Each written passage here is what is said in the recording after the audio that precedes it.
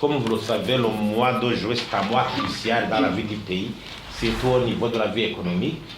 Et c'est un mois où est organisée la discussion budgétaire pour orienter les dépenses publiques de l'année budgétaire suivante. Et ça coïncide avec le récent classement d'une institution internationale appelée IBP, qui classe les pays, y compris au Burundi, sur le degré de transparence budgétaire.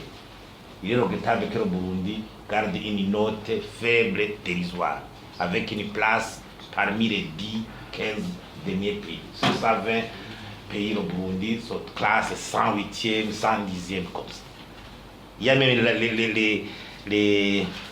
a même, au niveau de ce classement, il y a des critères où le Burundi a 0 sur 100. 0%, notamment l'implication du public dans le processus budgétaire. Au niveau de la transparence, la publication des informations et des documents budgétaires, sur les 8 documents exigés, seuls 2 ou 3 sortent et sont publiés au Burundi, dans un énorme. Là où le bas blesse, c'est que le document crucial, qui est le projet de budget de l'exécutif, celui qui vient d'être analysé au Conseil des ministres, celui-là devait avoir été publié depuis le mois d'avril-mars pour permettre aux citoyens d'en maîtriser le contenu, de pouvoir même contribuer selon les priorités jugées par la population. Et non pas des lois de finances qui sont élaborées sous un cercle restreint des cadres qui savent comment il vaut, comment les dés seront pipés pour ne pas s'ouvrir à la transparence. Au niveau de l'implication du public, c'est pour cela qu'on a 0%. Ça veut dire qu'on n'est pas consulté. On verra le budget après avoir été adopté par le Parlement. Au niveau du contrôle, la Cour des comptes existe, mais elle n'a pas de moyens humains et matériels. Jusqu'à maintenant, le rôle de jugement des comptes n'est pas assuré correctement par la Cour des comptes. C'est inimaginable. Même au niveau des réformes PIFA, on revient sur ça. La fiabilité du budget, l'accès du public aux informations budgétaires, une note basse. Les opérations de l'administration centrale qui ne sont pas comptabilisées. Certaines opérations ne sont pas comptabilisées au niveau central. La gestion des investissements, projets qui sont hors budget, les arriérés de paiement, le contrôle des états de paix, des salaires des fonctionnaires, l'alignement du budget au programme Vision 2040 ou Plan national de développement. Là aussi, la note est très basse. Même les transferts de fonds aux communes, il y a des éléments qui ne sont pas, il y a des lacunes. C'est au niveau de la transparence. Quant au budget programme, c'est bon que le gouvernement s'engage dans le budget programme, mais il faut s'y engager avec toutes les réformes nécessaires pour qu'on ait un budget programme en bonne et due forme, digne de son nom, qui remplit tous les critères. D'abord, au niveau du budget programme, il faut savoir que chaque franc dépensé doit avoir des résultats. Chaque ministère doit avoir un projet à défendre, des objectifs et des résultats, et les critères de performance. Il ne faut pas continuer à avoir un endettement qui ruine le pays. On s'endette. Mais au niveau de l'investissement, on en est où? L'endettement.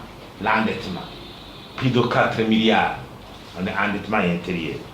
Donc actuellement, le ministère des Finances ne va plus centraliser seul.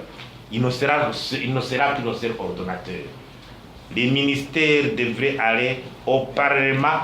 Les ministres devaient aller au Parlement, chacun défendre son projet annuel, en vue de concrétiser un programme pluriannuel de développement. Il faut réformer les ministères, les doter du personnel compétent, préciser, séparer les fonctions, ordonnateur, contrôleur, vérificateur, gestionnaire, et bannir toutes les pratiques peu orthodoxes au niveau des ministères dans la gestion des finances publiques. Il y a une pratique de prévision trimestrielle des dépenses. Il faudrait la rendre transparente. Si chaque ministère dit nous avons une prévision trimestrielle de faire telle ou telle activité, il faut publier sur le site internet. Comme ça, on va vérifier quels sont les marchés publics qui seront conséquents pour exécuter ton programme trimestriel. Il faut publier. Est-ce qu'on pourra vérifier physiquement que telle ou telle activité a été mise en application, a été exécutée? Vous vous engagez à construire un centre de santé quelque part. Vous engagez à construire une école quelque part. Quelle école sera construite du premier trimestre, janvier, février, mars, ou juillet, août, septembre? Publiez. Vous avez accordé au marché à qui? Est-ce qu'il est capable? Les critères ont été observés. Les critères de compétence et de transparence. Y a-t-il une méthode de surveillance? Peut-on aller vérifier physiquement si la construction de l'école a débuté? On doit en arriver là pour empêcher que certains cadres verraient au comportement vampirique de continuer à sucer le pays à la sueur du contribuable. On devait aussi en arriver au niveau de la lutte contre la corruption et les malversations économiques. Vous voyez des cas de malversation économique devenus monnaie courante, mais le lendemain, pas de mesures disciplinaires qui sont directement prises.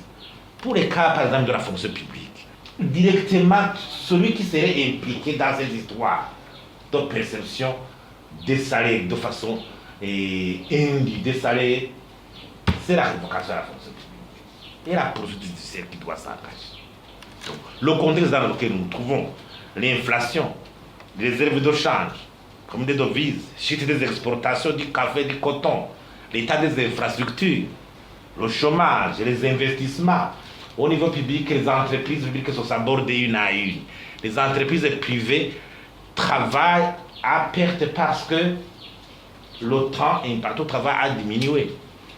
La capacité de travail aujourd'hui des entreprises privées a diminué suite au problème du courant électrique.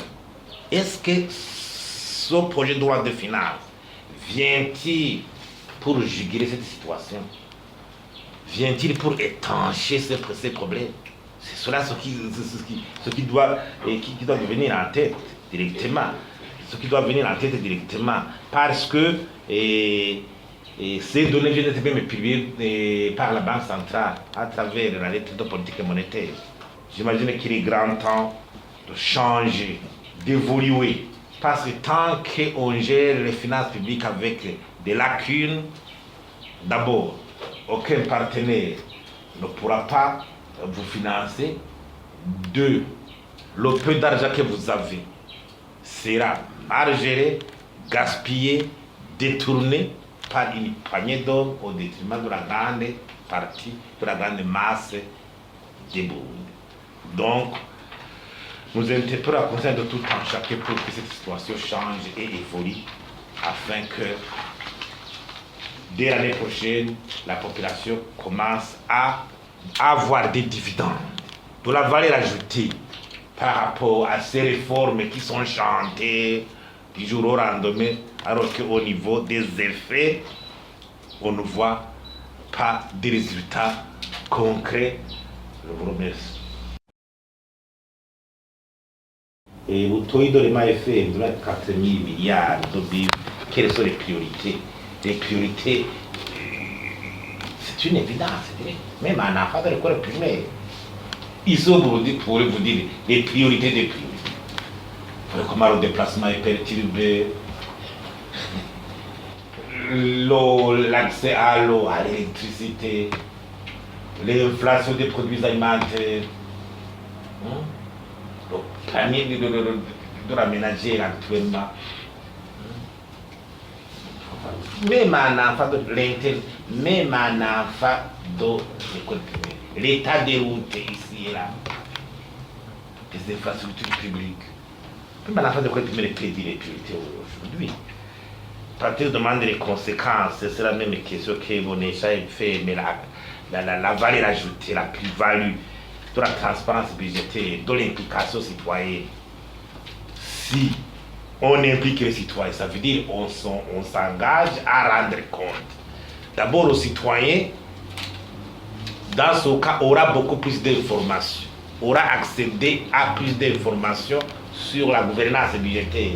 Ça veut dire qu'il vous exigera des résultats. Mais si vous l'ignorez, vous voulez faire cavalier seul, en tant que membre du gouvernement au niveau de la gestion budgétaire, bonjour l'enrichissement illicite, bonjour mauvaise gestion, commande des véhicules, Dolux, V8, détournement. Donc l'implication citoyenne invite les dirigeants à rendre compte.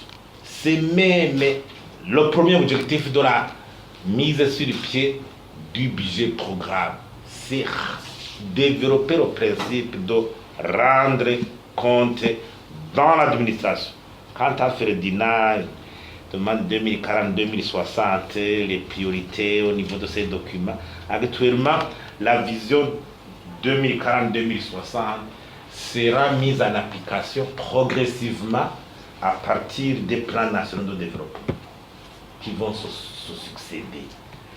Nous sommes actuellement dans le plan national de développement de 2023 à 2027. Ça veut dire la première étape d'évaluation de la mise en application de la vision se projette, se profile en 2027.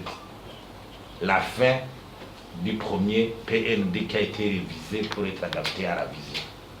Donc toujours est-il que voici le contenu de ce PND a été pris en compte au niveau de l'exécution.